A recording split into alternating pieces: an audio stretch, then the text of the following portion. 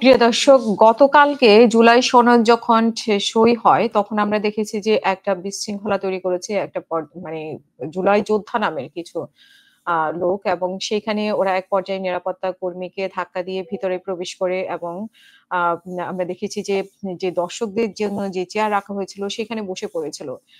আজকে বিএনপি স্থায়ী কমিটির সদস্য সালাউদ্দিন আহমেদ বলছেন যে এরা আসলে আওয়ামী লীগের ফ্যাসিস্ট, মানে জুলাই যোদ্ধা নামের আওয়ামী লীগের ফ্যাসিস্ট ছিল, এবং তিনি বলছেন যে সংসদ ভবন এলাকায় যারা বিশৃঙ্খলা তৈরি করেছে তারা আসলে জুলাই যোদ্ধা নামে আওয়ামী লীগের ফ্যাসিস্ট।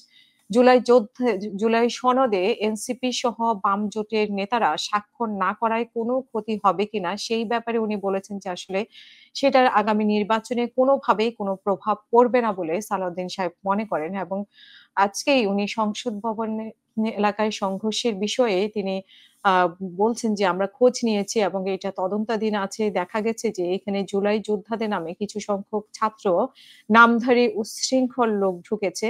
আ সেটা ফ্যাসিস্ট সরকারের ফ্যাসিস্ট বাহিনী বলে আমি মনে করি, এবং তিনি অভিযোগ করেন যে আওয়ামী লীগের ফ্যাসিস্ট বাহিনী বিভিন্ন ফাঁক-ফোকরে বিশৃঙ্খলা সৃষ্টি করার চেষ্টা করছে, যা গতকালও দৃশ্যমান হয়েছে। তিনি আরো বলেন যে শহীদ রাষ্ট্রপতি জিয়াউর রহমানের এই সমাধি আমাদের স্বাধীনতার ঠিকানা এবং বহুদলীয় গণতন্ত্রের ভিত্তিমূল।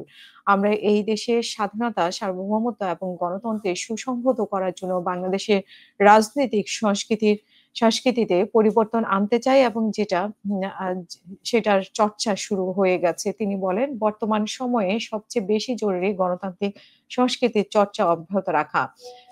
যাত্রা শুরু হয়েছে জুলাই জাতীয় সনদের যাত্রা শুরু হয়েছে জুলাই জাতীয় সনদের স্বাক্ষরের মধ্য দিয়ে, এবং এটার পূর্ণাঙ্গ বাস্তবায়নের মাধ্যমে একটি শক্তিশালী গণতান্ত্রিক সমাজ, রাষ্ট্র এবং সরকার বিনির্মাণ হবে।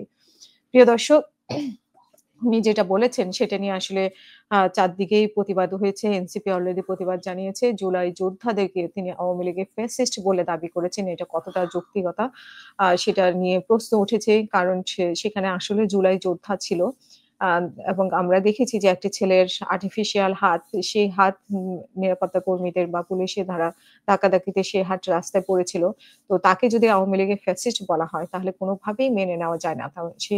সেটাই প্রমাণ, এবং আরো অনেকগুলো প্রমাণ আছে যে সেখানে জুলাই যোদ্ধারাই ছিল। সে বিশৃঙ্খলাকারীরা কখনোই আওয়ামী লীগের ফ্যাসিস্ট ছিল না। তবে হ্যাঁ, ফাঁক-ফোকর দিয়ে ২-১ জন থাকতে পারে বা কয়েকজন থাকতে পারে। কিন্তু সেখানে জুলাই যোদ্ধারা তাদের ন্যায্য অধিকার নিয়ে সেখানে হাজির হয়েছিল জুলাই সনদের দিন। কারণ এটা আসলে তাদের অধিকার। সে অধিকার রক্ষার জন্য তারা সেখানে ভিড় করেছিল, এবং আমরা এটাও দেখেছি যে ঐকমত্য কমিশন কিছুটা পরিবর্তন এনেছে তাদের কথা চিন্তা করে। সেখানে আওয়ামী লীগের ফেসিস্ট বলাটা কতটা অন্যায়জনক সেটা আসলে সব মহলেই ক্ষোভের আক্ষেপ প্রকাশ করেছে, এবং ক্ষোভ প্রকাশ করেছে। তো দেখা যাক এই নিয়ে কি হয়। সবাই ভালো থাকবেন। আবারও কথা হবে। আসসালামু আলাইকুম।